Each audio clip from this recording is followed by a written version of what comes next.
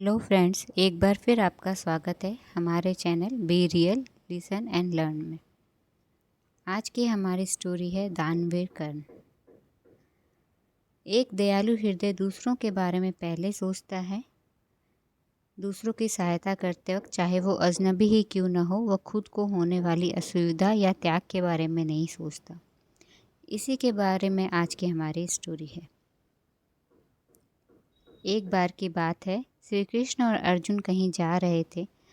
रास्ते में अर्जुन ने श्री कृष्ण जी से पूछा, हे प्रभु, एक जिज्ञासा है मेरे मन में, यदि आज्ञा हो तो पूछें। श्री कृष्ण जी ने कहा, पूछो अर्जुन। तब अर्जुन ने कहा, मुझे आज तक यह बात समझ नहीं आई कि दान तो मैं भी बहुत करता हूँ, परंतु सभी लोग कर्ण को ही सबसे बड़ा दानी क्यों कहते हैं। यह प्रश्न सुनकर श्री कृष्ण जी मुस्कुराए और बोले, आज मैं तुम्हारी यह जिज्ञासा अवश्य शांत करूँगा। श्री कृष्ण जी के पास की ही दो स्थित पहाड़ियों को सोने की बना दिया।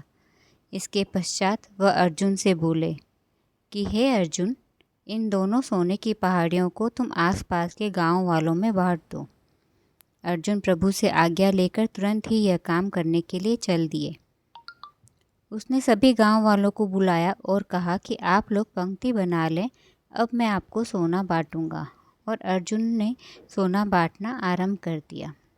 गांव वालों ने अर्जुन की बहुत प्रशंसा की। अर्जुन सोने की पहाड़ियों में से सोना तोड़ते गए और गांव वालों को देते गए। लगातार 2 दिन और 2 रातों तक अर्जुन सोना बांटते रहे।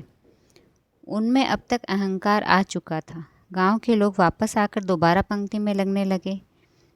इतने समय पश्चात अर्जुन बहुत थक चुके थे, पर जिस सोने की पहाड़ियों से अर्जुन सोना तोड़ रहे थे, उन दोनों पहाड़ियों के आकार में कुछ भी कमी नहीं आई थी।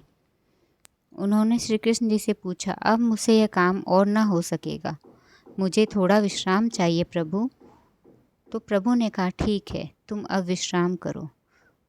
उन्होंने कर्ण को बुलाया। उन्होंने कर्ण से कहा, तुम इन पहाड़ियों का सोना इन गांव वालों में बांट दो। कर्ण तुरंत सोना बांटने चल दिए। उन्होंने गांव वालों को बुलाया और उनसे कहा, यह सोना आप लोगों का है, जितना जिसको चाहिए वह यहाँ से ले लें।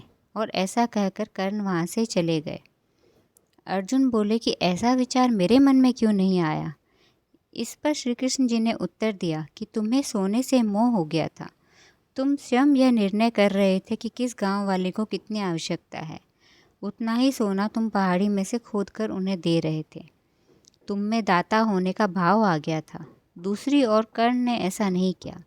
वह सारा सोना गांव वालों को देकर वहां से चले गए।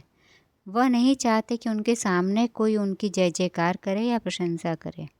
उनके पीठ पीछे लोग भी क्या कहते हैं, उससे उनको कोई अंतर नहीं पड़ता।